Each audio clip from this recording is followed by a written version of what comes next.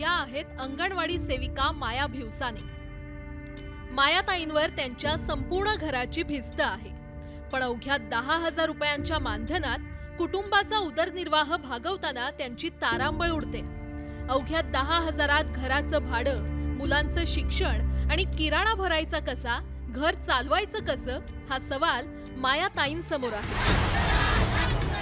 या अंगणवाडी सेविका गेल्या 1 महिन्यापासून त्यांच्या हक्कासाठी लढा देत आहेत। या 1 महिन्याचा पगार त्यांना मिळणार नाहीये, त्यामुळे आता त्यांच्यावर कामावर हजर होण्यासाठी दबाव टाकला जातोय।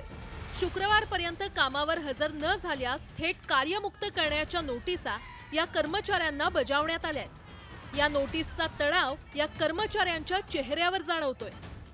खूप कसरत करावी लागते, कारण की कोणतंच म्हणजे आम्हाला काही घेणं देणं याच्या व्यतिरिक्त आम्हाला काही दिसत नाही। फक्त आमचं मुलाचं शिक्षण आणि घर द्यायचं आणि पोटाला खायचं एवढंच आम्हाला याच्यामध्ये दिसते 10,000मध्ये। कारण की सिलेंडरचा भाव एवढा झालेला आहे, आणखीन महागाई एवढी, तेल एवढं महागाई झालेलं आहे। कुठं जायचं तर प्रश्न नाहीच, फक्त काम करायचं आणि इथंच राहायचं।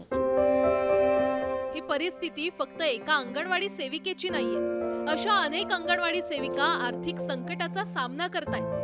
10,000त घर खर्च चालत नाही आणि ते 10,000 देखील वेळेवर मिळत नाही। त्यामुळे अनेक अंगणवाडी सेविकांना स्वयंपाक, धुणी भांडी करण्याचं काम करावं लागतं।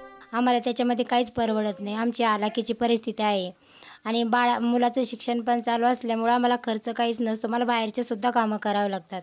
कधी कधी खूप अशी परिस्थिती बिकट होती की घरात खायला पण नसतं। मग आम्ही काय करणार आहे? शासनाला ही जागच येत नाही ना। आम्ही 1 महिना 10 दिवस संप चालू आहे, पण शासनाला आणखीन जाग आलेली नाही।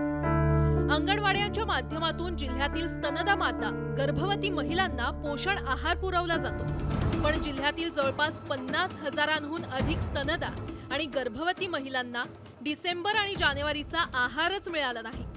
दुसरीकडे 6 महिने ते 3 वर्षांपर्यंतचे 2 लाख चिमुकले देखील आहाराविना आहेत।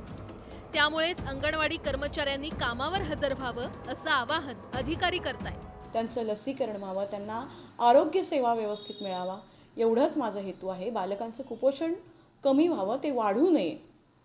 आता वाढलेलं आम्ही कमी करतोय, अत्यंत प्रयत्नानं सेविकांच्या प्रयत्नाने आम्ही ते कमी करत आणलंय, पण आता ह्या संपामुळे ते वाढू नये म्हणून मी त्यांना कळकळीची विनंती केली, आवाहन केलेलं आहे।